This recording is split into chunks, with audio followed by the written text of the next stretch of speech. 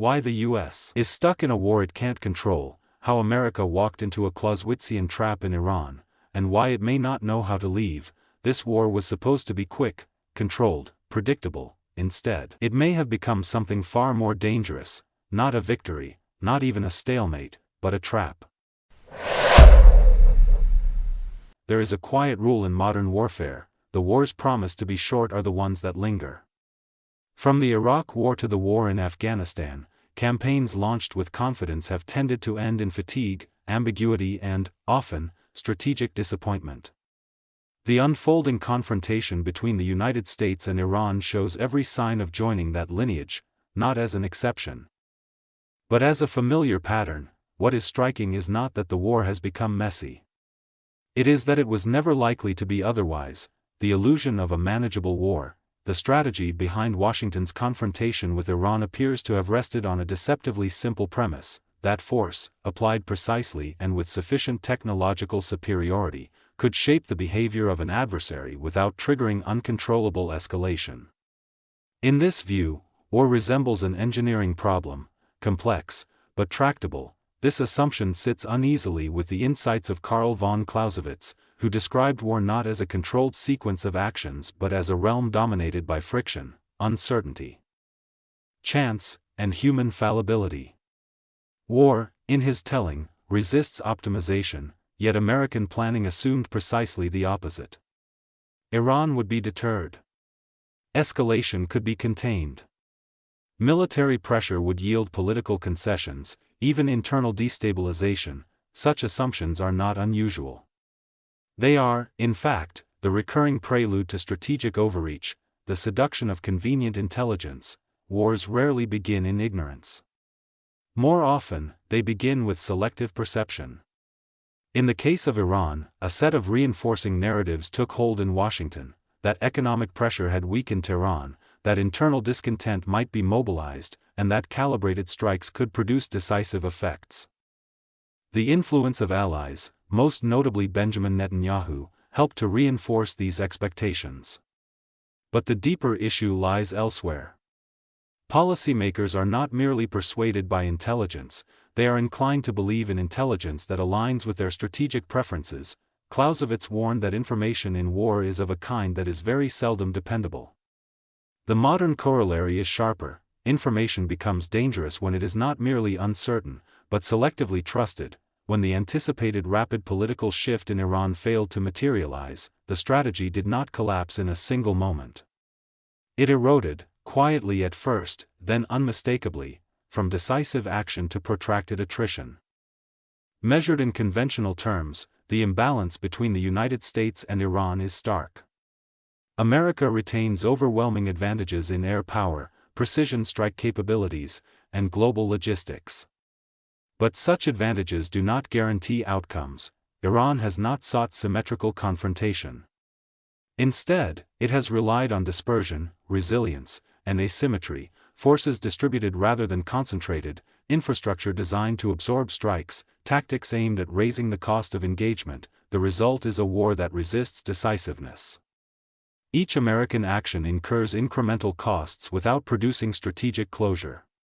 The expectation of a rapid campaign gives way to a slower, more ambiguous contest, one defined less by victory than by endurance.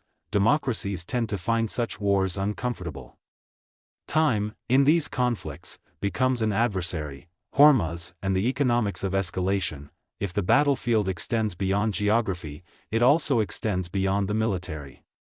Strait of Hormuz, through which a substantial share of global oil supply flows, has transformed from a peripheral concern into a central strategic variable. Even limited disruption carries outsized consequences: rising energy prices, inflationary pressure across economies, volatility in financial markets.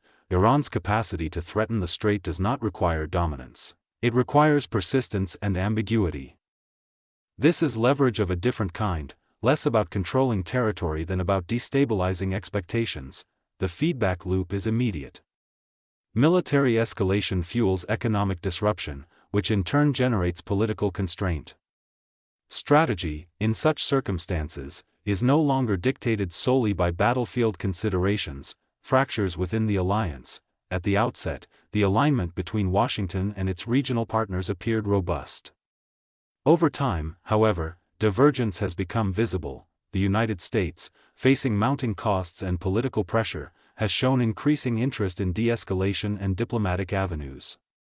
Israel, by contrast, has signaled a preference for sustained military pressure aimed at degrading Iran's capabilities more fundamentally. This is not merely a tactical disagreement. It reflects differing definitions of success. For one party, containment may suffice. For another, only transformation will do. History suggests that such divergence is rarely benign. Alliances endure not only through shared interests, but through shared end states. When those diverge, coordination becomes strained, and strategy loses coherence. The active adversary. One of the enduring temptations in strategic planning is to treat the adversary as a passive variable, an entity that reacts rather than shapes events. Iran has demonstrated the limits of that assumption. Rather than absorbing pressure, Tehran has adapted, employing indirect means of retaliation. Leveraging regional networks, expanding the scope of engagement beyond initial expectations, war, in this sense, becomes an interactive system. Each move generates a countermove, often in domains not initially anticipated. Control becomes elusive, not because planners are incompetent, but because the system itself resists control. Clausewitz's observation remains relevant. The enemy is not an inert object, but a living force. Domestic politics as a strategic constraint. Wars are fought abroad but sustained at home. In Washington, the political environment increasingly shapes the boundaries of strategic choice. Donald Trump and his administration face a familiar set of pressures. Rising fuel prices affecting households, public fatigue with extended conflicts, political opposition seeking to exploit uncertainty. These factors do not merely complicate decision-making, they redefine it. Actions that might be militarily sound can become politically untenable. Conversely, politically expedient decisions may undermine long-term strategic coherence. The result is a narrowing of options. Strategy becomes less about pursuing optimal outcomes and more about managing constraints. The widening gap between aims and outcomes.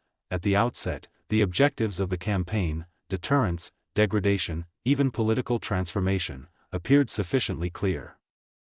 Over time, clarity has given way to ambiguity. The war continues, but its purpose is increasingly difficult to articulate. Costs accumulate. Benefits remain uncertain. The initial logic dissolves into a sequence of reactive adjustments. This is not an abrupt failure. It is a gradual divergence, a process in which strategy drifts away from its original aims without being replaced by a coherent alternative. Clausewitz described this as the gap between intention and reality. In practice, it can become a chasm, the problem of ending. Every war requires an endpoint, a condition under which parties are willing to stop. In the present case, such a condition is elusive. A decisive military victory is improbable. A negotiated settlement demands concessions neither side readily accepts. A unilateral withdrawal carries reputational costs. Absent a clear end state, the conflict persists by default. It continues not because it is strategically advantageous, but because alternatives are politically or diplomatically constrained. This is the logic of entrapment, not a sudden loss of control, but a steady narrowing of exits. Iran is no longer a war of victory, it's a war of endurance, and that creates a dangerous reality. The United States cannot easily win. But it also cannot easily leave, which means the real outcome may not be decided on the battlefield at all, but in time, in pressure. And in the slow widening gap between what was intended and what is now possible, because the greatest illusion in war is not that you will lose, it's that you can control it. An old lesson, rediscovered. There is little in this conflict that would surprise Clausewitz.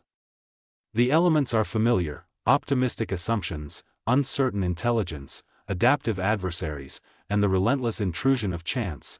What is notable is not that these dynamics exist, but that they continue to be underestimated. Each generation believes it can master the uncertainties that defined previous wars. Experience suggests otherwise. The confrontation with Iran is not unique. It is, in many respects, predictable. Its significance lies not in its novelty, but in its familiarity, a reminder that the limits of power are not easily transcended, and that war remains, stubbornly, resistant to design. The belief that it can be controlled may be the most dangerous illusion of all.